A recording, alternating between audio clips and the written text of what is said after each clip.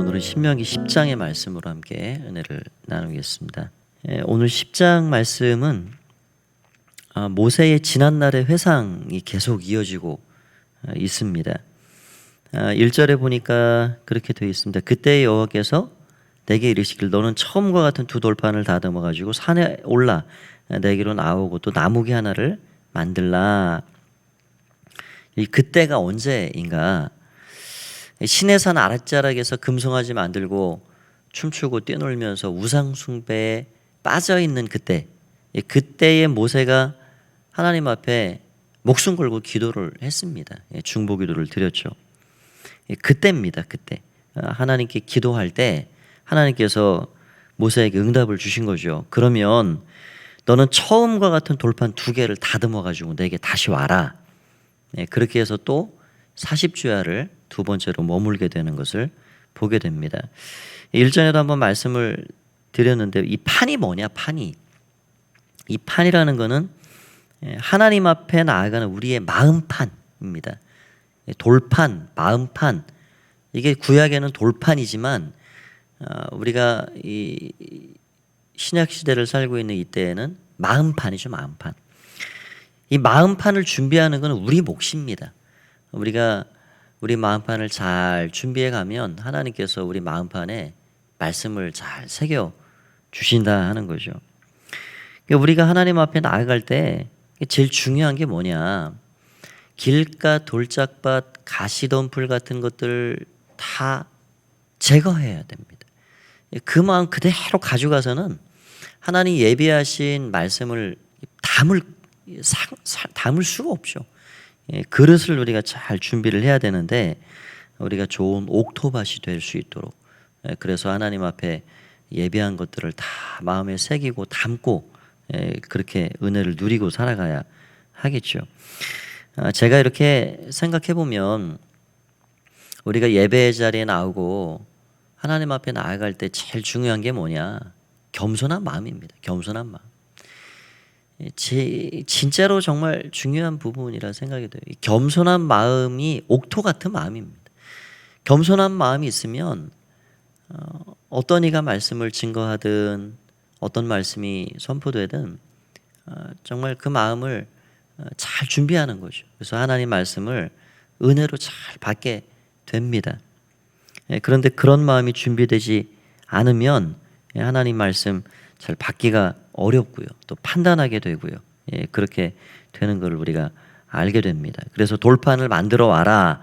그거는 우리 몫이라 하는 것을 다시 한번 생각을 해봅니다. 그러면서 여기 5절에 보니까 모세가 지금 강조하고 있는 게 뭐냐면 내가 돌이켜 산에서 내려와서 이제 하나님 다시 돌판에 써주셨습니다. 여호와께서 내게 명하신 대로 그 판을 내가 만든 궤에 넣었더니 지금까지 있느니라. 그러니까 지금 이 출애굽 2세들을 앞에 놓고 계속 이전 일을 회상하면서 말씀을 지금 다시 증거하고 있는 건데요. 그들은 광야에서 태어난 자들도 있고 20세 이하의 그런 출애굽을 했던 사람들이기 때문에 애굽에서 무슨 일이 있었는지 또 홍해가 어떻게 갈라졌는지 어린 시절 봤거나 못 봤거나 그런 사람들이죠. 그렇기 때문에 오늘 이렇게 말씀하시는 하나님이 그냥 너희가 그 옛날 뭐 하나님이 만나를 내렸었나 보더라. 하나님이 십계명을 주셨다. 뭐 그랬다. 뭐 그랬더라. 그런 추측성의 어떤 구전에 의해서 그렇게 전해지는 그 하나님이 아니라 내가 돌판을 직접 준비해서 하나님께 갔더니 하나님이 다시 써주셨고 그 돌판이 오늘날 여기까지 이렇게 나무궤 안에 들어있다. 그 하나님은 어제나 오늘이나 40년 전이나 지금이나 시퍼렇게 살아계신 하나님이시다.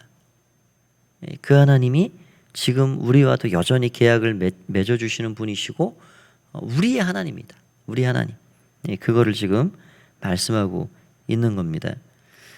우리와 언약을 맺으신 그 하나님 여전히 동일하게 역사하시고 살아계신 하나님이다 하는 것을 알게 하고 있는 거죠. 그럼에도 불구하고 그 백성들이 많이 불순종했습니다.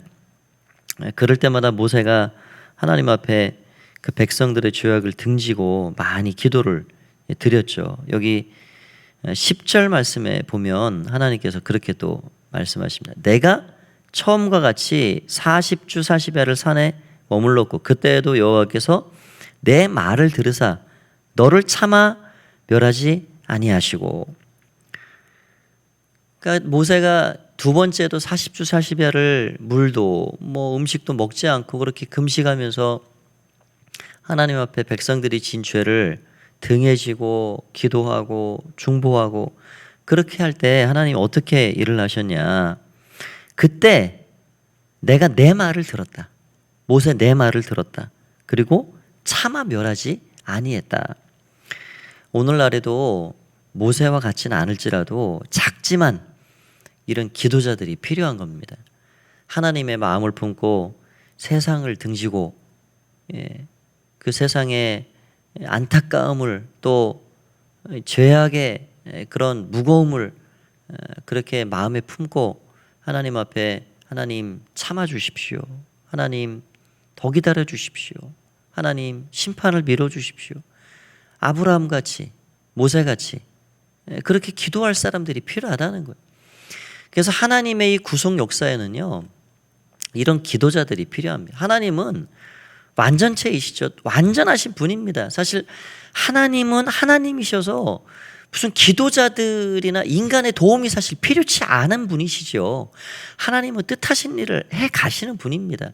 그럼에도 불구하고 하나님이 이런 모세 같은 기도자들을 왜 찾으시느냐, 이 시대에도 왜 찾으시느냐, 하나님 나라의 영광스러운 이 구속사의 완성을 위해서 이 영광에 참여할 자들을 부르시는 거예요.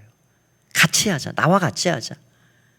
그래서 우리가 하나님 나라의 아주 놀라운 동역자들로 하나님 우리를 불러주시는 겁니다.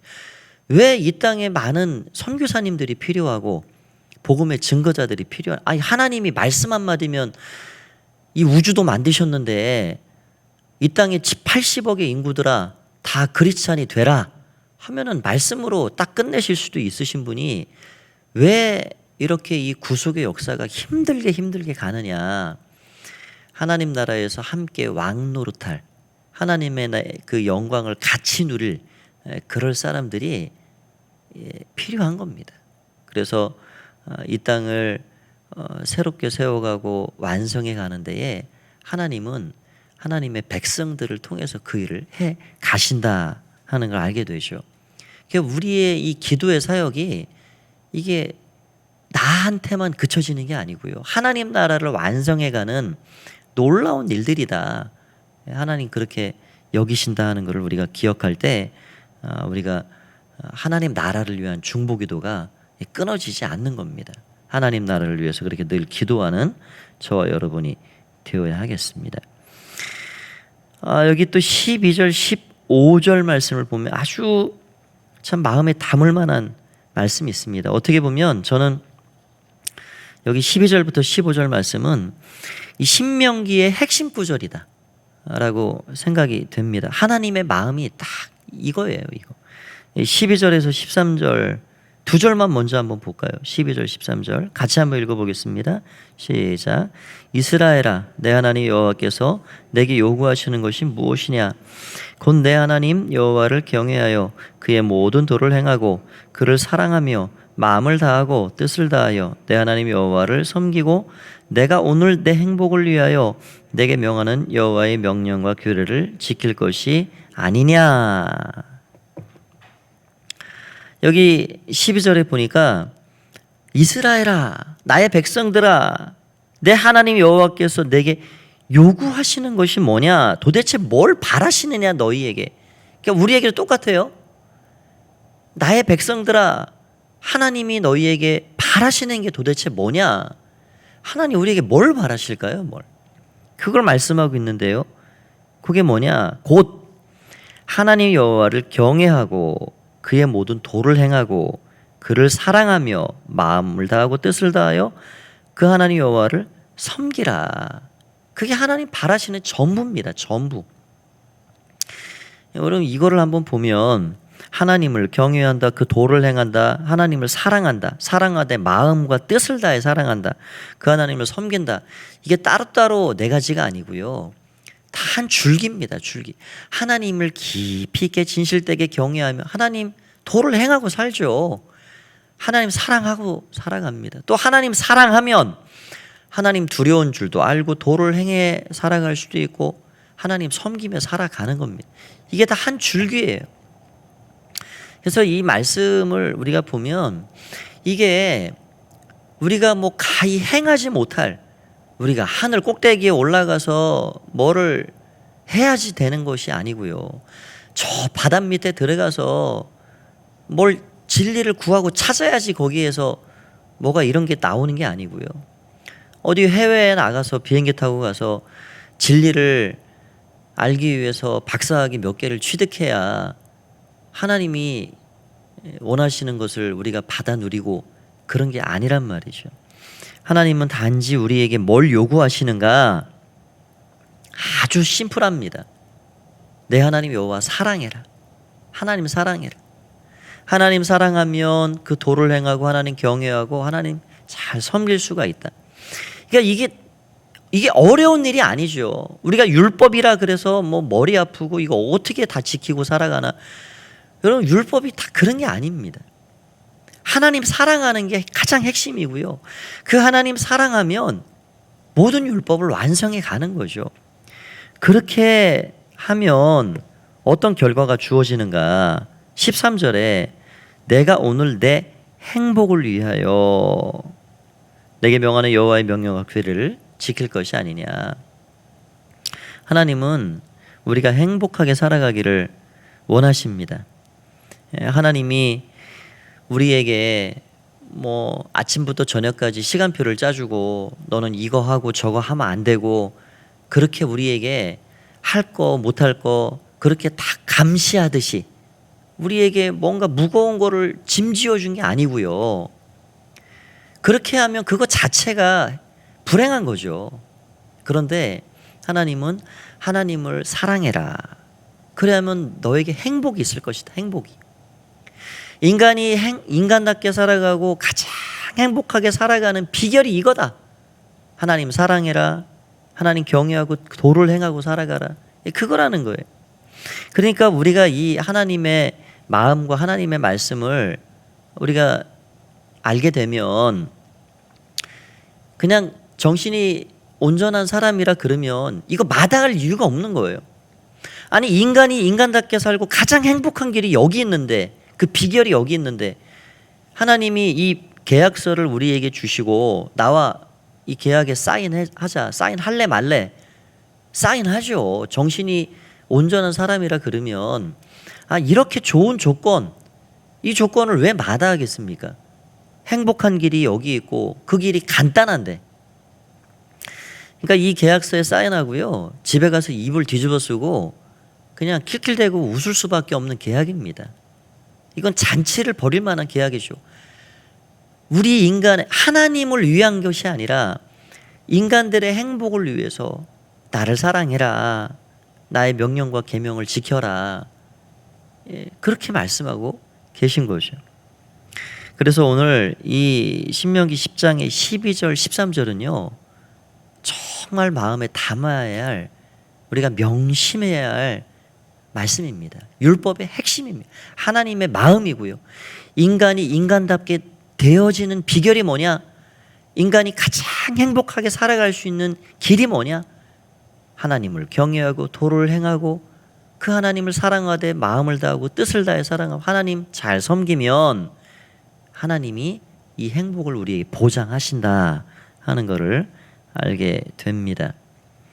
14절 15절 말씀 하늘과 모든 하늘과 땅과 그 모든 만물은 본래 하나님 여호와께 속한 것이로되 온 천하가 온 세계가 다 내게 속하였나니 우리가 출애굽기 19장에서 말씀을 생각을 했죠. 하늘과 모든 하늘의 하늘 땅과 그 위의 만물 온 우주 전체를 말하는 겁니다. 이게 다 내 거다 내 거 하나님 거다. 그래 말씀하고 있는 거죠. 그러면서 15절에 여호와 오직 내 조상들을 기뻐하시고 그들을 사랑하사 그들의 후손인 너희를 만민 중에서 택하셨음이 오늘과 같으니라. 제가 어제 이 온 세계 인구가 얼마나 되는지 검색을 해보니까 78억 명입니다. 78억 명. 뭐 계속 지금 늘어나고 있죠. 그런데 여기 만민 중에서 너희를 택했다. 78억 명 중에 뭐 지나간 세대 다시 올 세대를 합치면 뭐 어마어마한 숫자죠. 그 중에 내가 하나님의 백성으로 살아간다. 자녀가 되었다. 이거는 가히 상상을 초월하는 은혜입니다. 은혜. 1792년도에 그 1센트 이 한정판으로 주조된 1센트가 발견이 얼마 전에 됐는데요. 그게 얼마에 거래됐느냐? 이게 1센트는 지금 우리나라 돈으로 환산하면 12원입니다. 12원. 그러니까 돈의 가치가 사실 없는 거죠. 그런데 1790년도니까 뭐 엄청난 오래전 얘기죠. 그러니까 그게 얼마의 경매가 됐느냐? 260만 달러, 27억의 경매가 됐습니다. 그러니까 12원짜리가 27억의 경매가 됐다. 그러니까 한정된 아주 희소성 있는 물건이니까 그냥 찌그러졌든지 때가 묻었든지 관계없이 그 가치가 그렇게 치솟은 것이죠. 우리 그리스도인들이요, 하나님 앞에 그런 존재입니다. 하나님이 온 세상 가운데 지상 만민 중에 우리를 선택해서 우리가 하나님 앞에는 정말 고귀한 자들이에요. 고귀한 자들. 가끔은 때가 묻고 찌그러지고 그렇게 연약함이 많이 있어도 하나님 우리를 여전히 그렇게 가치 있는 존재들로 그렇게 생각하시고 우리를 사랑하시고 우리를 기뻐하시고 그렇게 우리를 대해 주신다 하는 것을 보게 됩니다. 그렇기 때문에 16절에 그러므로 너희는 마음에 할례를 행하고 다시는 목을 곧게 하지 말라. 이게 그 백성들에게, 목이 곧은 백성들에게 다시금 주시는 하나님의 말씀이라 하는 것을 알게 됩니다. 오늘 이 말씀은 우리가 수시로 좀 보면 좋겠고요. 하나님의 마음이 무엇인가? 하나님 도대체 나에게 뭘 요구하시는가? 뭐 아침 저녁 뭐 이런저런 규칙을 그냥 얽매게 우리에게 주시면서 이거 왜 안 지키냐? 감시자가 되셔서 그렇게 하시는 게 아니라 나를 좀 바라보고 나만 좀 사랑하고 살 수 없겠니? 근데 우리는 돌아보면 사랑할 게 너무 많아요. 세상에 사랑하고 살 게 너무 많아요. 나만 좀 바라보고 나 사랑하고 살 수 없겠니? 내 명령과 규례를 잘 따라 살 수 없겠니? 그러면 너 행복할 거야. 하나님 그거 말씀하시는데 우리가 그게 잘 안 되는 거죠. 그래서 오늘도 이 하나님의 마음을 잘 헤아려서 늘 하나님의 마음을 따라서 하나님을 사랑하고 주와 동행하는 그런 복된 삶을 살아가야 할 것입니다. 오늘 믿음으로 승리하시는 여러분 다 되시길 간절히 축원드립니다. 기도하겠습니다. 하나님 아버지 은혜를 감사합니다. 오늘도 우리와 함께 해주셔서 감사합니다. 우리의 행복을 위해서 하나님께서는 여호와를 사랑하라, 그의 도를 따라 그를 섬기라 말씀하셨습니다.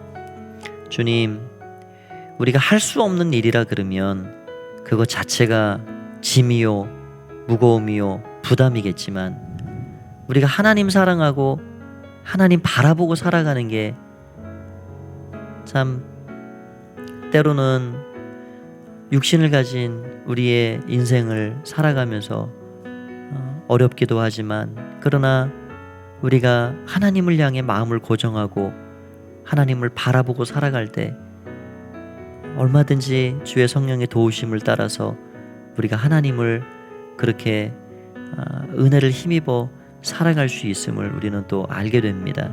주님 도와주셔서 늘 세상의 그 어떤 것보다도 하나님을 사랑하고 하나님을 바라보며 살아갈 수 있도록 도와주시고 지상 만민 중에 우리를 선택하셔서 정말 고귀한 가치의 사람들로 우리를 세워주셨다는 사실을 기억하고 날마다 은혜에 감사하고 날마다 찬양하고 하나님의 인도하심을 따라 살아가는 주의 백성들이 다 될 수 있도록 축복하여 주시옵소서. 이 하루도 주의 손에 모든 것 의탁드리오니 이끌어 주시기를 간절히 바라고 소원하올 때에 예수님의 이름으로 기도하옵나이다.